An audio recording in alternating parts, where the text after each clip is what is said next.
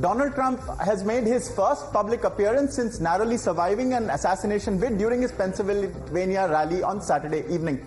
Trump was given a standing ovation and a hero's welcome as he entered the arena at the Republican National Convention in Milwaukee, Wisconsin.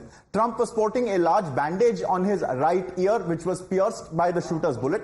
In the build-up to the convention, where he is being formally anointed as the Republican Party's presidential nominee, Trump has said that the attempt on his life has made him change the speech he'll be giving. Trump has also been repeatedly thanking the Almighty for his fortuitous escape. And a frame-by-frame look at those fateful few seconds reveal exactly why Trump is so profusely been professing his gratitude to God. Now, we've collated a set of circumstances that really slow things down by a couple of factors. While making his speech in Butler, Donald Trump had assumed a posture where he was looking towards his right as the shooter, Thomas Matthew Crooks, pulled the trigger from his vantage point 130 meters away. Trump appeared to tilt his head in that very direction towards the line of fire. Because of this, Trump's head and the direction in which the bullet was coming from had aligned. Now, this also reduced the apparent cross-section, and we will take you through precisely what happened in both situations. One, what did not happen had he not tilted his head, and the second, which did happen, in which case he had tilted his head. Now, let's take a look at both the scenarios. Let's bring that up where we've got both the scenarios on the screen once more. That is the visual representation that we are going to show you, viewers. So let's take a look at scenario one, what did not happen. Now, Donald Trump was making his speech. The audience is that way. He was somewhat with a posture towards his right. And also on the right was the shooter. So Donald Trump is on the dais. He's talking this way. And as the shooter fires, Donald Trump tilted his head. Had he not tilted his head, had Donald Trump not turned his head in this direction, the bullet would have hit the back side of his temple. And that's what we're showing you. In the first scenario, Donald Trump's head is hit by the bullet. There it is. Donald Trump is looking towards how I am looking towards the camera, and he doesn't turn his head. The bullet comes and hits him on the back of the head. In scenario two, Donald Trump mildly shakes his head. Donald Trump mildly shakes his head, and just as he shakes it, his gaze aligns with the shooter. The direction in which the bullet is traveling is the same direction in which Donald Trump is looking. And as a result, they are in parallel. It narrowly misses Donald Trump's head. It catches his ear, and that is what we are showing you here. This is what really happened. There was a spurt of blood. It did pierce his ear, and it went traveling through. We don't know where this bullet landed, but this is the scenario that did take place, and that is what we have brought for you in this representation. So really, it was a very fortuitous, almost destined, you could say. He is thanking God for it, and that is why Donald Trump escaped what would have been certain death. Ankit, I just want to, tell our team in the PCR, Anirudh and his team, to follow what we are saying so that, we can make sense of the animated video that we've prepared painstakingly. Let's put the video in which you have both the scenarios. This is the video finally, viewers, and let's go over it. This is scenario one, but before we break down the two scenarios, look at the original video. For most part of his speech, Trump, the former president, was looking straight into the crowd. Only momentarily, and in fact this was the first time during this speech, did he turn. And why did he turn? He turned to talk about the data on illegal immigration. So that immigration chart, Ankit and Amita, that saved his life. God forbid, had he not turned, this was a clear headshot. There is no doubt about it. If I may, Pranesh, it was interesting that to point out exactly what had happened when the reportage of this very incident that the country woke up to, Donald Trump on that very particular day decided that he will not be using the teleprompter. Like most of his speeches, his addresses, when he is there conducting his political rallies, he addresses the people using the teleprompter. On that very particular day, he decides and he says to the crowd and his team there that, listen, I don't want to use the teleprompter. I want to interact with the people one-on-one. Had he used the teleprompter, he would have been facing frontwards, and that would have been a fatal hit. In fact, some people in the Trump administration and his close team said that the border patrol saved his life, because was the number of people that they allow illegally to enter into America. And it was only because of their efforts or the lack of it that he was referring to the chart. Let's look at the two scenarios, Ankit. Let's break it down scene by scene. Absolutely. So this is what would have happened had he not tilted his head. He was turned with his profile, Pranesh. Say the rally is in front of him. He was roughly turned like this. And he was also addressing the people that were to his right. And to his right is also where the shooter was. So he was turned in this direction. The bullet comes from just a little angle away. And it catches the back of his head. That's what would have happened. However, what he managed to do was he just shook his head slightly. Because there were also audiences on this side. As you see in the rally stage, Amita, there are audiences all around him. And he turns his head to look at the people who are on the stand, roughly where Pranesh is to me now. And because of that, the angle of fire and the angle in which Trump is looking both align. So in essence, they were both in parallel. Trump was maybe looking towards where the shooter may have been. And because of that, it clips his ear. Instead of going and hitting his back so of that his head, is what happened. That's the section. scenario 2 animation that helps us understand what happened. The slight tilt of the head and the bullet just brushes past the earlobe of Donald Trump. Now, Ankit, things would have been very different had the shooter taken aim at Trump's body. He was going for a headshot. And because of the tilt of head, Trump survived. Otherwise, things would have been different because the body doesn't turn. If you look at the footage clearly, it's only the tilt in the head, not so much of the body. Most definitely. Had he gone for the body, he would have had a larger cross-section to aim at. Instead, he went towards the head, and also because of the head tilt, that somewhat lowered the cross-section because perhaps Trump's head is longer than it is wide. And because of that, there was a smaller target to hit, and that just took his head out of the way. And if you see this video here, when Trump just slightly he's looking in this direction, he's looking roughly sideways, and then at a certain point, there it is. We just caught that head tilt on camera. Yes. And that is when the bullet whizzed by, and the speed there are with the bullet goes, slow-mo videos as well, where you can actually see the bullet whizzing past his ear, very close to that ear of his. And there are several slow-mo videos now that we are getting the picture to be very more clear to that incident. What was reported, you can actually see just like a trail that is being made of the bullet that seems to be whizzing past his ear, missing him by a whisker. Let's bring in our guest also. Colonel Dinny needs no introduction, is now joining us. We also have Lieutenant General Sanjay Kulkarni.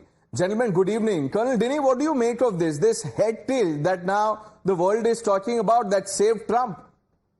Oh, absolutely, Pranesh. I mean, I get a sense of deja vu because in the Kashmir Valley, one has lost so many of my batchmates, some of my even unit types because of this millimeters of difference.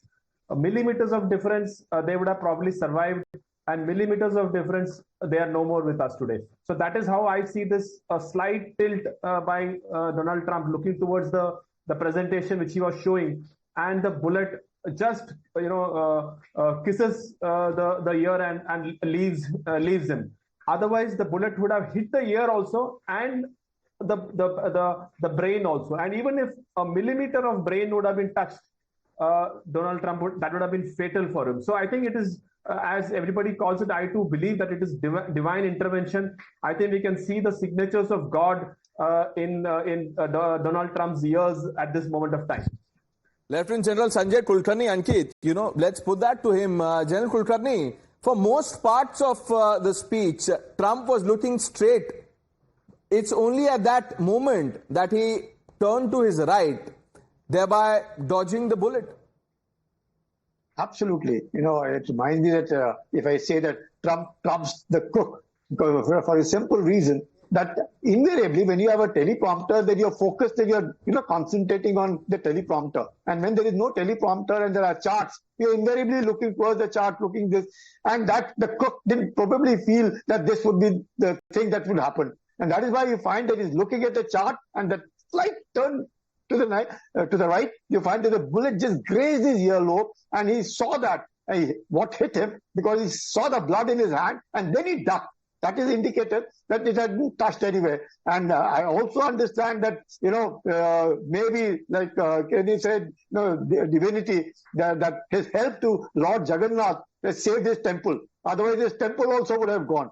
And that is one thing I would say that absolutely, if not, and again, primarily this kind of a situation crops up only because of the polarized society. The kind of hatred that you develop one against the other, and not friendship and not competition, but hatred as enemies. And that is how this has resulted in. I think he's absolutely lucky. Had he not tilted to the right, had he focused on the teleprompter, had there not been charged. So there's so many ifs and buts, and that saved him. And the way he ducked instantly, because the moment he saw the blood in his hand, he ducked. And then, of course, he was absolutely safe. And they lost one in the spectators, one of the chairpersons died there. That's right. But this was very, very, very close save. I don't think it will be closer than this for anyone in the world. He was just sure up, 100% lucky. And I'm sure Mr. Trump himself has thanked God for whatever has happened to him. And here in India, we are saying, and in America, that there was people who of the Jagannath temple who requested him for the, that little,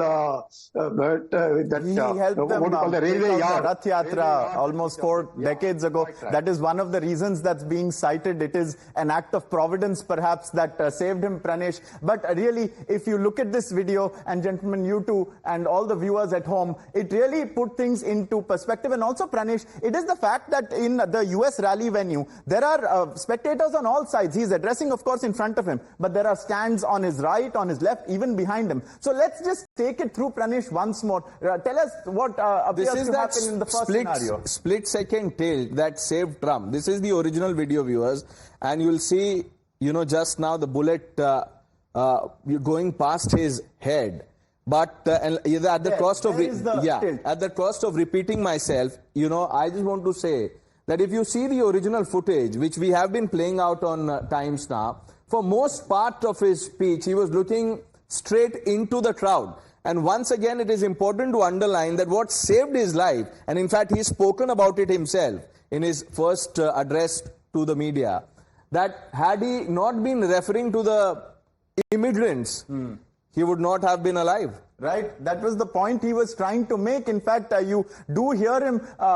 In fact, it sounds a lot like what we said, take a look at what happened. And that's exactly what he's saying. In fact, his words were also, take a look. And he turns because there is a stand of people on his right. Yeah, and so if you go back on this pumping of face, the bloodied face, if you go back on this picture, if Anirudh, if you can go back on the picture, that is the moment, that has everything on camera. So Trump is addressing the people, going about in the manner that he does always, excited, passionate, talking about the prospects if he's elected as the next president. And just then, the slight adjustment of the head saved his life. Because, the bullet was fired from 130 meters away is what they say. By the time he even began moving his head, the bullet was probably already on its way. And you can't really compare the speed of a human body's movement with the speed of a bullet. It was so fortuitous. It was perhaps a matter of microseconds, not even milliseconds. It just appeared to save him. Nanoseconds, like they say. Yeah, you can't find a smaller comparison because you're talking than that. about the weapon. Let's talk about the weapon. Colonel Dinny, let's do a deep dive of the gun which was used. This is the AR-556 assault rifle that we are talking about.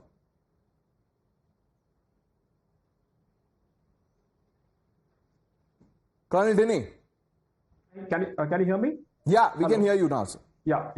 So I was just saying, Pranish, that this is something which surprised me because I was expecting a sniper rifle to be used if at all he was planning to assassinate the former president. So this particular assault rifle is like any other assault rifle has its limitations as far as accuracy is concerned. So to take such a high-profile target, why would one use an assault rifle rather than not use a sniper rifle? That is number one. But the distance is quite less. 130 meters is not too far away. But even then, we as infantry officers know that to take a shot at 130 meters also, you require a great deal of training, a great deal of fortune to hit that on that particular exact place where you're wanting to, because there are a lot of other factors. The wind comes into play, like the movement which Donald Trump made, that comes into play. So I was kind of a little bit surprised that if a person was so desperate to do such a harmful act, why would he use such an assault rifle, which primarily is, as the name mentioned, is an assault rifle. It is not a sniper rifle. There is an issue of accuracy there. But having said that, this man, Thomas Matthew Crooks, definitely is not a novice in that, because for him to aim from 130 meters, and I'm sure General Kulkarni will agree with me, it's not an easy thing to take a shot at 130 meters. The first shot hitting Donald Trump, although by providence or by divine intervention he was saved, but that is not an easy thing to do. So that is why this particular rifle, assault rifle, which was used, it kind of, for me, it was a surprise factor. Let's, Ankit,